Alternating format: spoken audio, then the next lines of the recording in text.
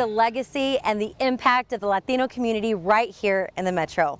Hi, I'm Sarah Blake, and as we've wrapped up Hispanic Heritage Month in October, we wanted to introduce you to people who are helping the Latino community grow and thrive. But to talk about Hispanic heritage, you have to start with the history, in particular Mexico, our closest neighbors. An important day is what is commonly referred to as 16 de septiembre, or the 16th of September. It marks the day when a Catholic priest called for independence from Spain in 1810. The war resulted in 15,000 Mexicans dying. Several other Latin American countries also celebrate their Independence Days during the month of September. But understanding the value of the Latino community goes beyond just one country's history. The foundation that rings true throughout all Latin American countries is family. Making sure those values are represented in the classroom is one local group's mission. I spoke with the founder of the Latinx Education Collaborative about their goal to support Latino teachers and students. I think Latinos do life a little bit differently, right? I think that we, as a community, are really powerful. We have a bunch of rich traditions, a bunch of rich stories. For Edgar Palacios, his life work is to make sure that power, those traditions, are seen and respected in schools. And that's the reason he founded the Latinx Education Collaborative, a one-of-a-kind organization that exists to support Latino teachers and students. I think it's important for us to have voice, particularly in systems like education, where we see our students increasingly becoming more Hispanic, Latino. Nationally, 1 in 4 K-12 students is Latino, but many times they don't see teachers who look like them. Edgar and his team have their own lived experiences with this. That was validated when their research revealed that only 1% of teachers in Kansas City are Latino. Also, it was really disappointing in a lot of ways that it's only 1%. So roughly 260 Latino teachers in Greater Kansas City compared to 51,000 plus Latino students. And so that disparity is huge. The team has to wonder, what would graduation rates and education outcomes look like for Latino students if more Latinos became teachers? Like Susana Elizarraras. I usually will say I'm deputy director of the LEC, but formerly a teacher and always an educator. Susana taught in the Northeast neighborhood for 6 years, the same place she grew up in. That was part of my purpose, right? Was to share with students that to help affirm their identities, affirm wherever in the world their families were from, the languages that they spoke. She soon saw the need for more advocacy work to change how the system treats its diverse students and teachers. You would think that belonging is foundational. Before we can get to the academics, before we get to instruction, curriculum, even social emotional learning, right? People have to feel like school is for them. So that's part of the work. It's harnessing the power that already exists in the Latino community. We transcend language, we transcend race, we transcend all these other things, and so all shades and colors. All shades of colors, right? And so I think it's important that we operate from a lens that this diversity is incredibly powerful, and if that's represented in schools, every student benefits from that, right? Palacios' team also started another group called Revolución Educativa. It helps people take on leadership roles in their own communities, whether that's on school boards, in politics, or neighborhood groups. Palacios was recently appointed to the new National Latino Educator Advisory Council. He's one of 6 people who will help increase Latino representation in education. 6 is not enough, right? We as a community are 60 million Latinos, and so, to have not even 1% of us talking about this at this level is also something that we need to address. But it is really cool to have the opportunity to influence policy, to influence these conversations, and also to bring a Midwestern perspective, right? Keeping with education, if you're going to try to learn about a culture, you'll probably try to learn the language. Megan Abundas introduces us to one KCPS classroom where their students are immersed in language. Buenos dias, Diana. Buenos dias, Emmanuel. Buenos dias, Jose. A warm welcome for a day in the books. 10 minutos. Coma y check-in. Señorita Sterling Zavala. I'm one of the bilingual teachers here at the school. At George Washington Carver Dual Language School. Podemos aprender. Students learn in English and Spanish all day long. I think it makes them feel like their identity is accepted, and not only accepted but valued. Elizabeth Mendez, a 4th grader, wrote a poem about it. Because I am bilingual, because I speak English, I could help my grandma translate when we go get food. I remind them every day how amazing this school is. students growing up to be biliterate and bilingual. Jose, Elizabeth, Ana Marie, Manuel. Graduating knowing 2 languages, something Zavala didn't get a chance at. My dad is from Mexico, so he was an immigrant. He learned English as I was growing up. My mom is white. She's from Oklahoma originally, and he chose not to teach us Spanish. Zavala changed that in college. A lot of our kids come from a Hispanic background, and I know when I was growing up in an all-English school, it felt like sometimes they were discouraged in speaking Spanish, even though that was the language they spoke at home. And I feel like to not allow a child to grow in that identity, especially when that's such a huge part of who they are, is really a disservice to not only them, but to the community. Exacto, right? Now fluent, switching between multiple school subjects, she admits she doesn't always get it right. It's important for us to admit when we don't know something, and so that's one thing I've tried to be really transparent with my students is, I don't know, do you know, and can you tell me? And then I hope that they would feel comfortable in the same way with me. She hopes her students like Elizabeth knows this sets them apart. Aplicaciones y ayudar a personas a hablar. In Kansas City, I'm Megan Abundis. Beyond language, the Harmony Project KC offers free music education classes to students right here in the historic Northeast neighborhood. Ray Daniel introduces us to one woman who's amplifying Mexican culture through music. For Flor Lisbeth Cruz Longoria, music came into her life during a very turbulent time as a young immigrant.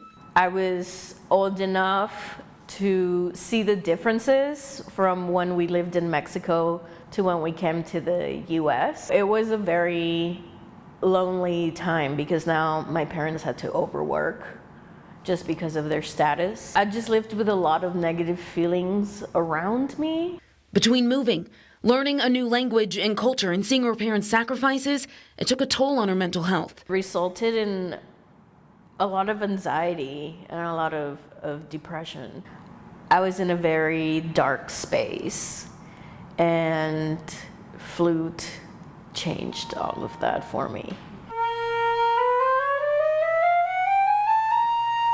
If 6th grade me could see everything that I've done and where I've played and with whom I've played, she would be really excited. The instrument that was therapeutic for her turned into a career. Her job helping families at Harmony Project KC works in harmony with her passion.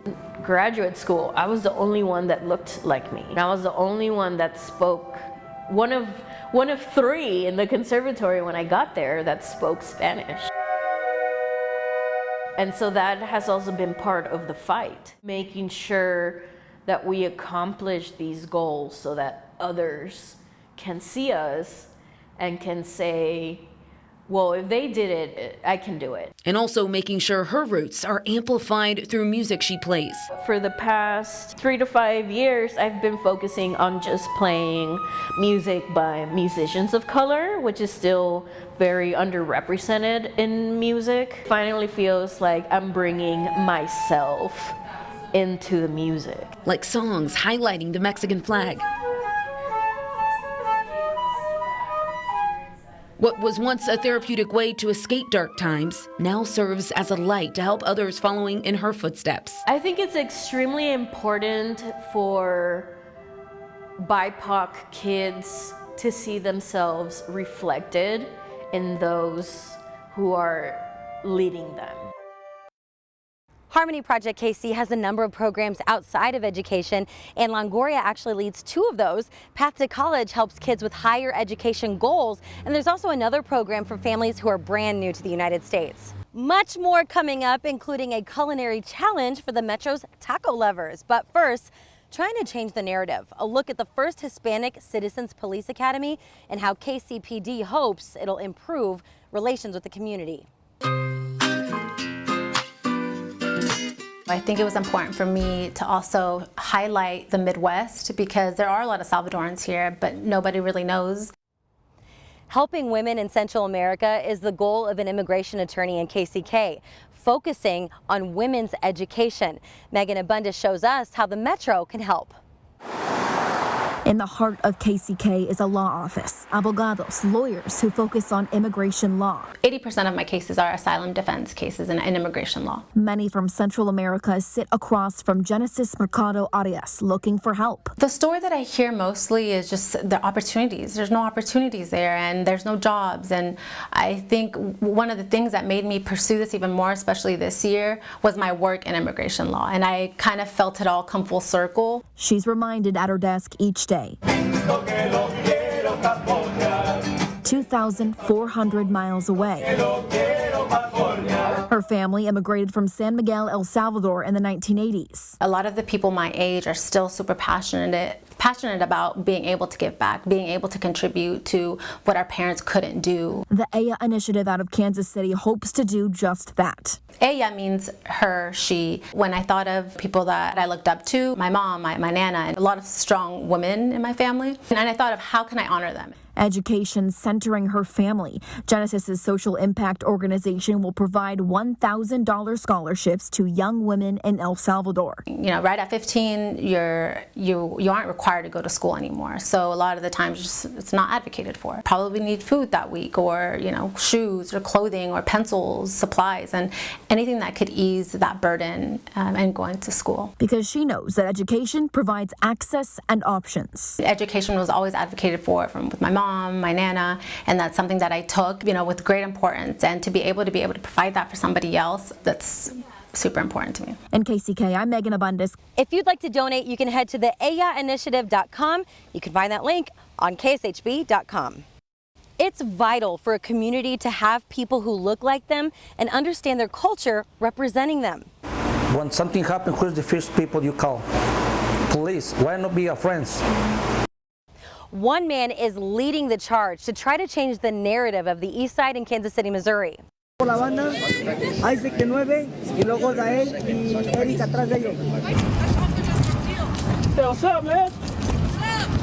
After a goal, over a cup of coffee, or during a car repair, Officer Edwin Gordillo.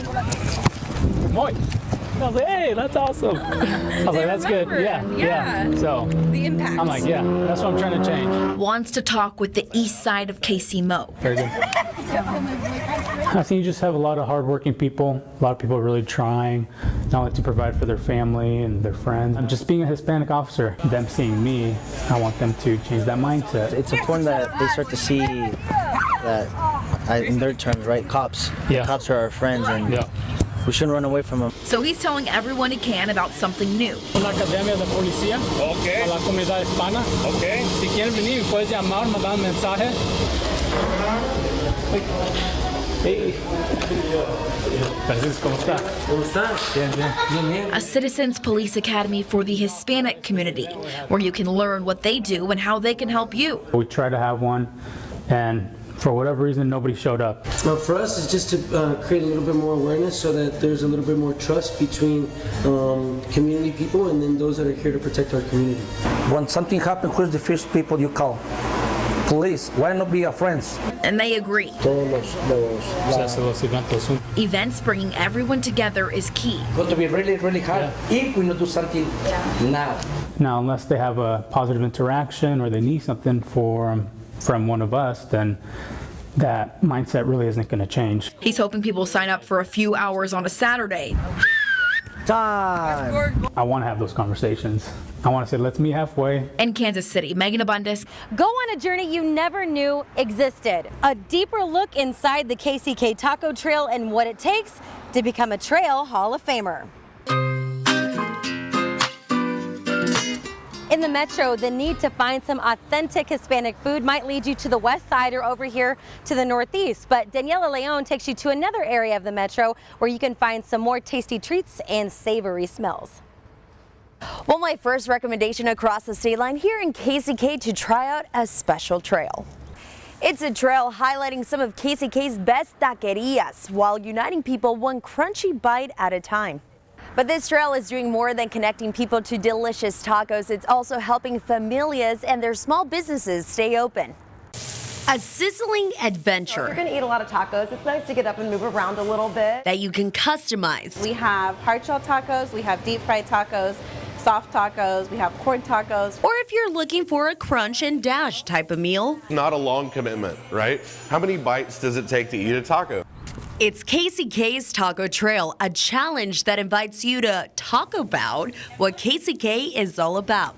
There really isn't one minority that's, larger than another in this area, but Latinos are about a quarter of the population here. While opening the door for mom and pop shops to showcase recipes straight out of their mama's kitchen. It's been a huge help to my business. The Savory Trail dares you to try a taco from over 50 restaurants across KCK. Like every corner, if not every other street, there's a lot of taco restaurants. If you finish, you can snack prizes or be placed on a trail wall of fame, like this guy. You don't have to do it in one day. But for Brian, the biggest prize, getting to taste KCK's rich Hispanic roots. Really taste generations of time-honored tradition mixed with originality and innovation. While securing KCK's crown, taco capital of the nation. It's a language. A language, taco language? Yeah. That's really a thing? Yeah. I mean, everybody has their own interpretation. So are you up for the challenge, Kansas City? Well, all you have to do is go to visitkansascityks.com and search Taco Trail. You'll be able to download the free Taco Pass, and you can pick and choose what kind of tacos you want and be eligible for prizes. And you can win prizes with this one depending on the amount of taco places you eat. You can win a decal to go to your car, or you can even sport a new shirt. And if you eat at more than 50 places, your name could be included in the Taco Trail Hall of Fame here in KCK. And it's not just tacos. One company just opened a new Hispanic-owned business with a story beyond the cerveza. It's less about the beer and more about the storytelling and the excitement. Behind every drink, a story to share. Rizoma Liquid Creations opened as Kansas City's first Hispanic-owned beer company in September. It hopes customers look beyond the label to have conversations with each other on their perspectives. People want to put all these people under one umbrella and don't realize the differences, and we want to continue those conversations. If you don't believe him, just check out the cans. Each can has a QR code that will showcase some of those stories, and their first beer will be on tap at Crane Brewing. So for all you KC foodies, you can either come out and check out the Taco Trail or pop a top and get ready to embrace our Hispanic culture. Thank you, Daniela. Still ahead, the push to publish more Hispanic authors and the effort to fight fake news and misinformation in the Latino community nationwide. Part of our mission this Hispanic Heritage Month is to highlight the voices in the Latino community. Charlie Keegan introduces us to a unique publishing company that is giving those voices a platform.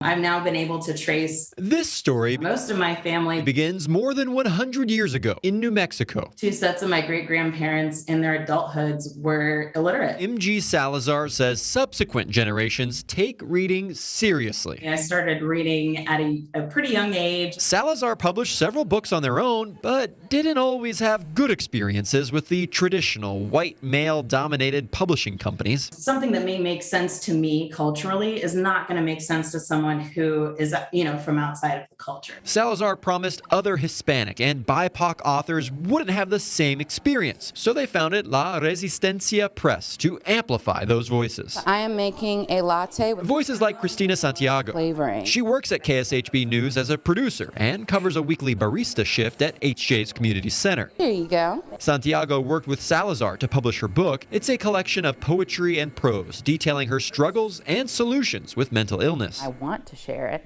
because I know other people are going through the same thing. Santiago said Salazar made the process of publishing a book easy. And most importantly, Salazar viewed Santiago's Puerto Rican heritage as a good thing, not something to hide.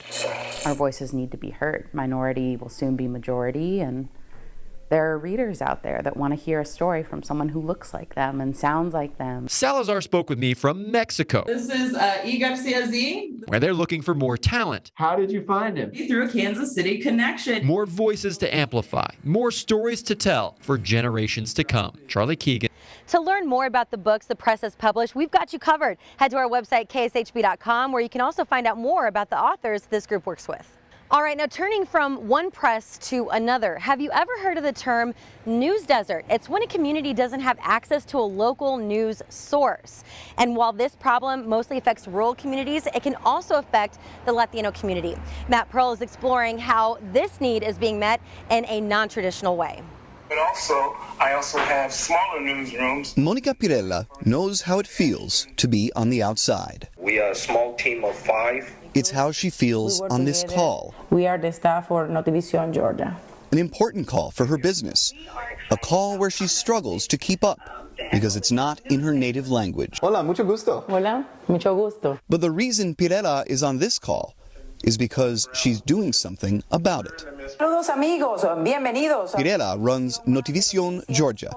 Each week she broadcasts a 12-minute Spanish language newscast aimed at her area. Muchas organizaciones y agencias no conocen las necesidades de la comunidad hispana. Y romper esas barreras ha sido un trabajo duro. Pirella reports her husband Jay Cruz runs the camera when she doesn't do it herself. And that's it.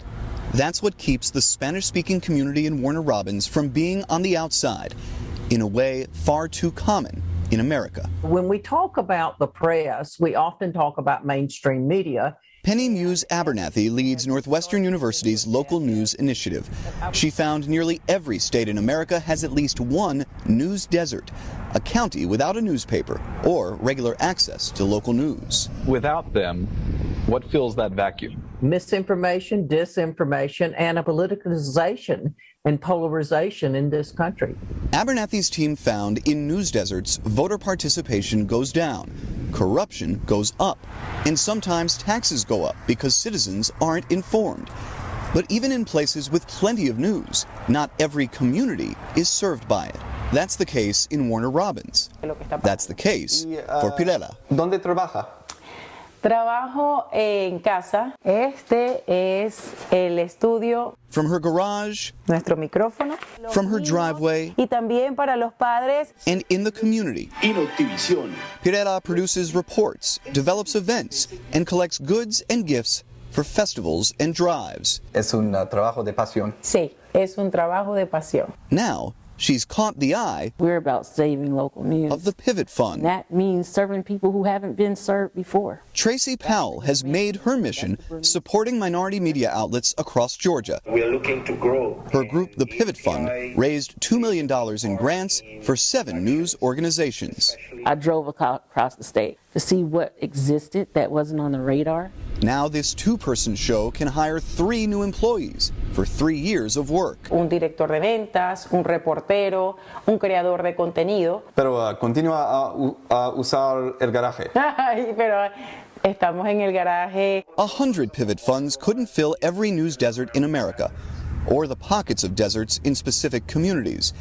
Even for Pirella, hurdles persist, because here she is on this call, and there's still the barrier of language. But it's a start. It befits a woman whose casa es una promesa de Dios, but whose flower pot outside wishes, happy fall, y'all. Monica Pirella. Whose 4-year-old daughter will learn English at school, even if she speaks mostly Spanish at home. Her work is water for a desert that keeps so many on the outside. Que nosotros estamos aquí y que nuestra comunidad tiene necesidades que ellos deben prestar atención. In Warner Robins, Georgia, I'm Matt Pearl. Here in Kansas City, we have several outlets making sure there is not a news desert in the Hispanic community. One of those is KC Hispanic News. Joe Arce started the bilingual newspaper 26 years ago because he saw a lack of news specifically for the Hispanic population. So often when you pick up a publication, it doesn't necessarily talking about your neighborhood. It's not talking about what's happening in your community. And also the fact that it's not talking to you in your language, and it's not sharing the culture and rich heritage of the Hispanic community in Kansas City. So I felt the need to do that for our readers. Arce also talked about how important it's been to have a bilingual source of news during the pandemic.